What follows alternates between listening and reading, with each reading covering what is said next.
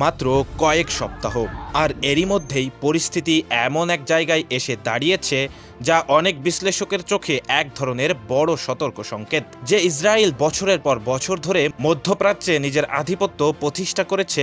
সেই ইসরায়েল আজ এক ভিন্ন বাস্তবতার মুখোমুখি, কারণ এবার সংঘাতটা আর একপাক্ষিক নয়, এবার সরাসরি চাপ তৈরি হয়েছে ইরানের দিক থেকে, আর সেই চাপ এসেছে একাধিক দিক থেকে, একাধিক কৌশলে। কোটি কোটি ডলার খরচ করে গড়ে তোলা রাডার সিস্টেম, মাল্টিলেয়ার ডিফেন্স, যেগুলোকে একসময় প্রায় অপ্রতিরোধ্য মনে করা হতো, সেগুলো কার্যকারিতা নিয়েই এখন প্রশ্ন উঠেছে।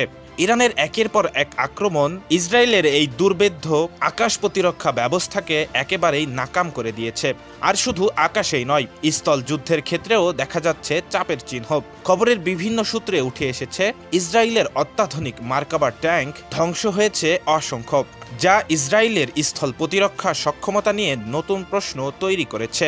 রাত নামলেই ইসরায়েলের আকাশে সতর্ক সংকেত, সাইরেনের বিকট শব্দ, আর প্রতিরক্ষা ব্যবস্থার উপরে ক্রমাগত চাপ। এই চিহ্ন এখন অনেকটাই নিয়মিত। শুধু সরাসরি আক্রমণ নয়, বরং চতুর্মুখী চাপ প্রয়োগ করছে ইরান, যেখানে আঞ্চলিক উত্তেজনা, সীমান্তবর্তী সংঘর্ষ সব মিলিয়ে তৈরি করেছে এক জটিল পরিস্থিতি। প্রশ্ন হলো, এত উন্নত প্রযুক্তি থাকা সত্ত্বেও কেন এই চাপ? কেন প্রতিরক্ষা ব্যবস্থার সীমাবদ্ধতা চোখে পড়ছে? যে দেশ একসময় অন্যদের উপরে নিয়মিত সামরিক চাপ তৈরি করেছে, যে দেশ ফিলিস্তিনের নিরীহ মুসলমানদের উপরে যুগের পর যুগ অত্যাচার করে এসেছে, আজ সেই দেশকেই নিয়মিত নিজেদের সিস্টেমকে টিকিয়ে রাখার চ্যালেঞ্জে পড়তে হচ্ছে।